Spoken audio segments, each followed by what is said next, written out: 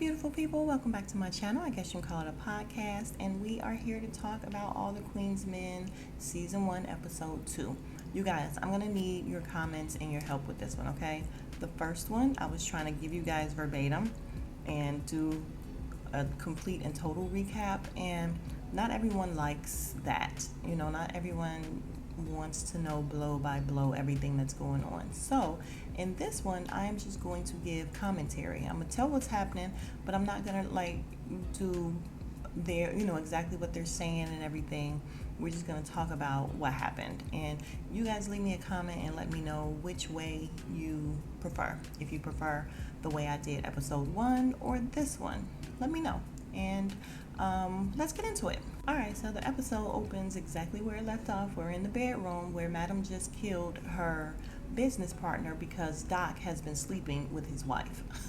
So after it's done, she tells Doc to clean him up, and Doc is like, oh no, oh, sorry, I forgot I wasn't doing that. But Doc said he can't do it because he feels like he has to throw up. And she's like, I'm the one that shot him. Why do you have to throw up? So long story short, you guys, I'm trying to do this because this is not the way I do it. The way I do it is normally going through what they say, but I'm not going to do it. We're going to try this way, and y'all let me know what y'all like. But she tells him to clean up. He can't clean up because he's not feeling well. So in the end, she tells the wife, listen, you're going to help clean up, basically. So they tell the wife to help clean up, go get a mop. And Blue is there, and she's standing over him saying, different things like, Madam never liked you. And then she tries to rob him. And she looks in his pants to see if he has any money. He actually didn't. So they're staying there to clean him up. Madam is gone. She says she needs a massage. And Blue is talking to this wife like she's a kid because she's just whimpering and crying. And Blue is like, if you don't stop that crying, and I say get the mop, if I have to come in that bathroom, I'm going to choke you out. I'm like, Jesus. Alright, so in the next scene, we see Midnight at his private party, and yes, he goes all the way. He does everything at these private parties, apparently. And Madam calls him and tells him to get to the club right away, and he leaves. So back at Club Eden, we see Midnight digging a grave, and she's telling him to dig it deep because we don't want to smell him. And she said, in the springtime, I'll lay concrete down and build a patio over him. She also tells Blue to dispose of the cell phone, but leave it on because she wants the cell towers to pick it up and everything. Back at the halfway house, Amp is meeting his roommate, and his roommate is weird as all get out. All he wants to talk about is money and what he's doing, and he's only making $5 an hour, and telling him he may not find a job. He's just staring at him, like being real weird. So Amp is kind of looking like, dude, he's just all in his business. So the roommate is just clocking everything, and he's like, man, you got a new phone and everything just coming out of jail? Like, how you get all that? And he's like, listen, mind your business. And then the roommate is like, listen, I know you got to be all hard and everything coming out of jail, but chill, I'm on your team. And Amp ain't buying it. Like, he's really giving him the side eye, and me too. So Amp goes downstairs to meet the guy that's running the halfway house, and he's your typical hard older man or whatever. Listen, we do random drug tests, and I'm not here to be your friend. One fuck up, I'm gonna send you out. And he's like, is that it? Okay, yeah, that's it for now. So the next morning, Blue comes over to Madam's house, and she's like, listen, we got to talk about the fact that Doc couldn't help you out last night. And she's like, nah, it's not a big deal. She's like, no, it is a big deal. You saved his life, and he couldn't even help. She's like, nah, it's all good. She's like, I killed 2 birds with 1 stone. I got rid of Alan, and now Doc is indebted to me. So it's all good, no worries. She tells Blue, I got a surprise for you. She surprised her with a massage. Remember last night, Madam said she needed a massage bad. So they have a massage at the house or whatever. So we're at the gym with the guys, and they're talking to Babyface about Miss Patty and the fact that she was there, and he tells them, yo, the lady up in VIP was the judge. They were like, yo. And what's his name? Midnight was like, listen, I told you playing with fire or whatever. And he's like, is Miss Patty taking care of you? He's like, just a few of my needs. He ends up telling, because El Fuego's like, no, she's taking care of all of your needs. And he's like, drop the accent because you are not Latin. And he does drop the accent. So just very randomly, this white girl that has been eyeing them comes over. She takes El Fuego in the back, says she needs help with her computer, and they end up doing something. I guess they had been messing around before and it didn't work out. But yeah, it was a very random situation, and I'm not sure if it's going to come back to mean something later, but right now, it means nothing to me. And so back with Madam and Blue, they're having their massages, and Madam is telling Blue, thank you for always having my back and everything. Blue is like, you getting sentimental on me? And she's like, yeah, we're getting ready to have our manis and petties or whatever. So Blue sits up and she's like, this is how you thank a motherfucker. And she hands her an envelope and she's like, nah, that's how you thank somebody. And I like the way she, she promoted the other girl. What's her name? Dime. She appreciates Blue. She lets her know she appreciates her and everything. And I like that about her. Madam is a hard ass, but she has a heart. So I like it. So Madam pulls up at this restaurant later, only to find this girl getting beat up she's getting jumped by some girls. And she scares them off. Madam has on this hat. No way, Madam. Not about it. But she's, helping the little girl get up or whatever. And she's like, why they beat you up? She's like, they always mess with me because I'm fat and look at how I look. So Madam calls someone to help her out. She also gives her a phone and tells her, if they mess with you again or you need me, give me a call. She calls this guy.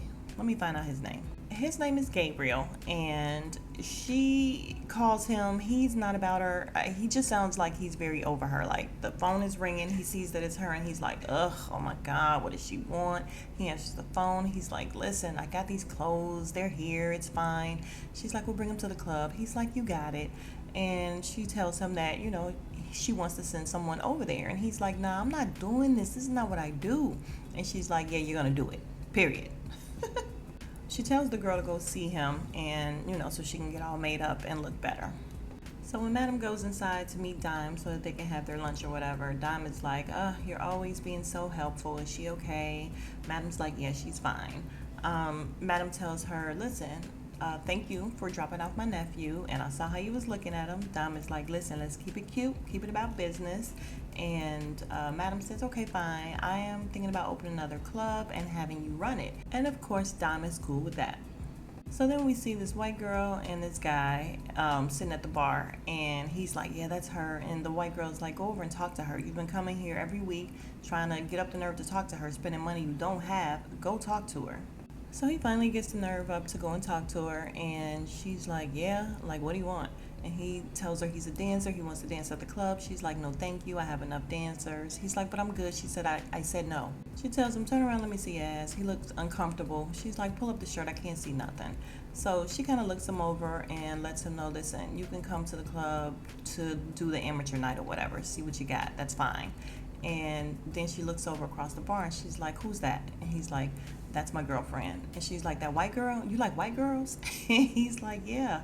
And she's like, oh, don't bring that bitch to my club. I only deal in black excellence. And I'm like, yes, ma'am, please. And she looks over at the girl and she tells him, oh, she jealous. And he's like, yeah. And she's like, yeah, y'all won't be together long. And Dime says, yeah, not working at Eden. And so Madam tells him she's getting a little dick energy from him. She's like, listen, how big is it? And he's super uncomfortable. And she says, listen, let me just tell you something. If the number on your phone number, it has more digits than what you have, then don't bother. And he's like, do you mean with the area code? And they're like, oh my God. So back at the house, Amp is calling on, checking up on his resume and his applications that he's putting in, and people are saying that they've already hired people. He's like, dang, that fast? So of course, who comes downstairs but the irritating roommate? And he's like, man, that was happening to me too. And he's asking him if he got, any sort of hookups or anything. And Amp is like, yeah, I got somewhere where I can work. And he's like, where? He's just super thirsty. Can you put me on? So finally he tells him that his aunt owns Eden. And he's like, man, you are kidding me. So obviously he knows who she is and what's going on with the club. He's like, put me on, put me on. Amp is like, slow down. I'm not trying to work there, so no. And I'm like, this guy is so irritating. So back at the club, Madam is talking to the guy who does the clothes, the one who was over her and had to help out the young girl. So he tells her how he helped the young girl out, said she needed 2 of everything because she's so big. She really wasn't fat, so I don't get it. But he tells her that she's about to be turn 18 and be homeless. And Madam says, oh my God, okay, I'm gonna call her tomorrow. And he's like, there you go with that big heart of yours. And she's like, yeah, whatever. Later on, Doc comes into the room with Madam, into her office, and he tells her, thank you, you saved my life. She says, it's fine, it's over. He says, well, I owe you. And she's like, yeah, you sure do. And he's like, I can do anything except that. I can't have any bodies on me. She's like, wow, you got a weak stomach? He's like, no, that stuff gets you like 20 to life. And she's like, yeah, if you get caught, if you do it wrong. And he's like, well, what about Tina? And she's like, what about her? Do I look worried? And he's like, well, she's still out there or whatever. You don't think she's going to say anything? And Madam says, do you think she's going to talk? And he's like, see, I'm doing it again. I'm giving y'all verbatim again. Basically, she's going to go and talk to Tina later on tonight to see where her head is at. Later, El Fuego comes into her office and shows her the phone and says, listen, we're online and we're not supposed to be online, basically. And she's like, how does this happen? Because I have a strict no phone, and no camera policy. He's like, I don't know, but it actually is not a bad thing because we get a lot of hits. She said, okay, fine. Just keep control of it and find out how to monetize it. He says, okay. So it's almost opening time, and we have the corniness of the women in line waiting to pay to get into the club, standing there dancing, every single one of them. Listen, Christian Keys, Tyler Perry, if y'all ever hear this, cut that out next season, because I'm sure there'll be a season 2 because we love it. However, that's some corny shit. Don't put that in there. Alright, so club is open, we partying, the guys are up there doing their things, and Madam comes across a girl who is video recording. She walks up to her, she's like, what you doing? I'm minding my business, taking some photos or whatever. And she's like, yeah, you're not supposed to be taking pictures or whatever. Girl, whatever, as much as I paid to get in here. She's like, how much you pay to get in there? $20. She said, yeah, it looks like it from your weave and your shoes. So Blue wants to handle it. She tells her, no, I got it. The girl stands up. Madam proceeds to punch her in the face, and then she grabbed her by her weave and took her on stage and told everybody, listen, Keisha, no, she said, what's your name? And she said, Keisha. And then she said, my nose is bleeding. So Madam started calling her Keisha, my nose is bleeding. She says, I told her don't tape in here, and she's not allowed in here anymore. So she tells her to get out, and everybody starts yelling, bye, bye. So basically she's letting them know, don't record in here, I am not playing. So later on, after the guys are getting off the dance floor, Madam is standing over to the side, and she sees a lady sitting by herself. Cute chocolate woman with a real short cut red dress on. And Madam stops the guys, and she's like, listen, I need y'all to go and give my VIP Tangi a little bit of special attention. They're like, anything we should know? She's a VIP, she spins well. And I'm like, you better pimp them. Ma'am, you better pimp them. And they were like, okay, well, let us go and have at it. We'll show a good time. And so back in the dressing room, we see El Fuego opening up some lasagna and cutting a piece. Then, who is it?